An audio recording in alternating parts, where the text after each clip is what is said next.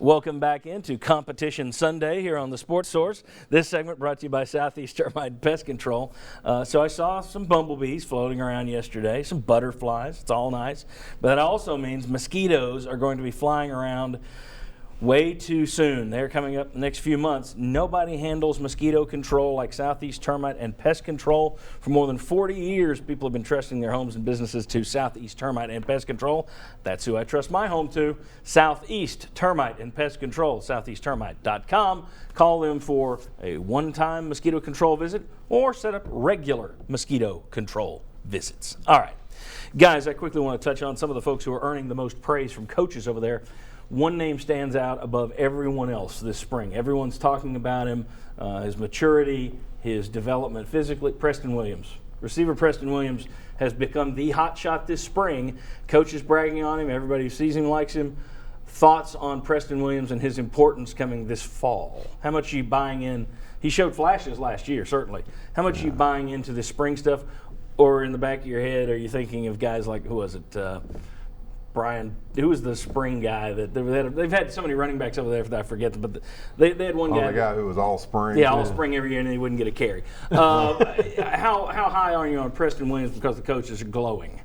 I'm very high on his ability because he's the guy that we talked about last week, the receivers.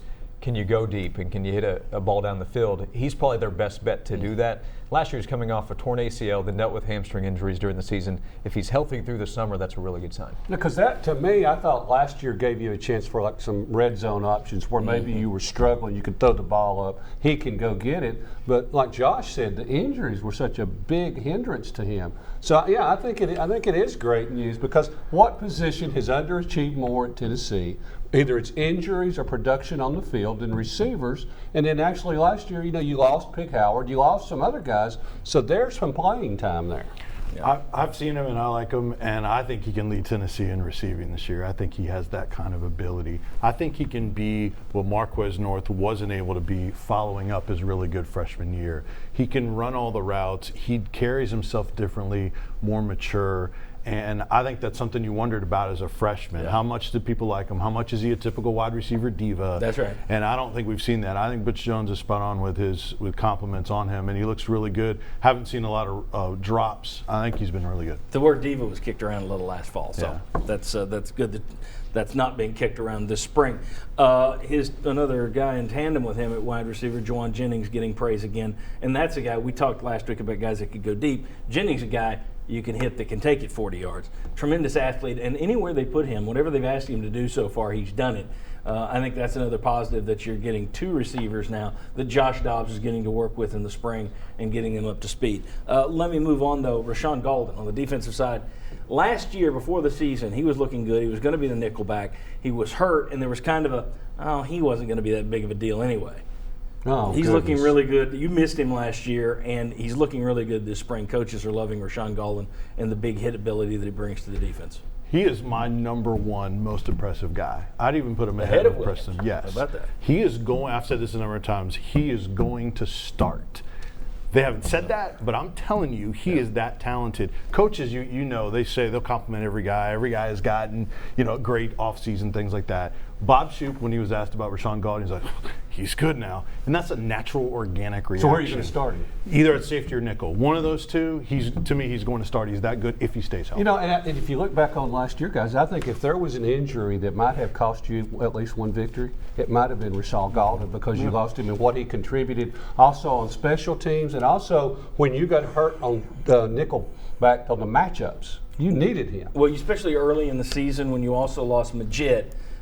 What would you, if you'd had Majid and or Golden or both against Oklahoma and Florida? Right. You might have had a couple of different outcomes in those games. Very quickly, Brett Kendrick, another guy that's getting a lot of praise. He's getting reps because Chance Hall is out. There are people that speculate he might wind up at left tackle.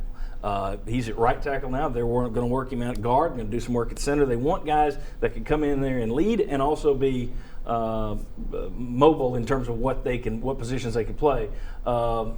He's a guy that they're trying to work that in. Coaches are bragging on Brett Kendrick. Well, I think the big thing that Brett Kendrick brings to the table is he's a better athlete than people think of a lot of offensive linemen being. You think of big plodding guys.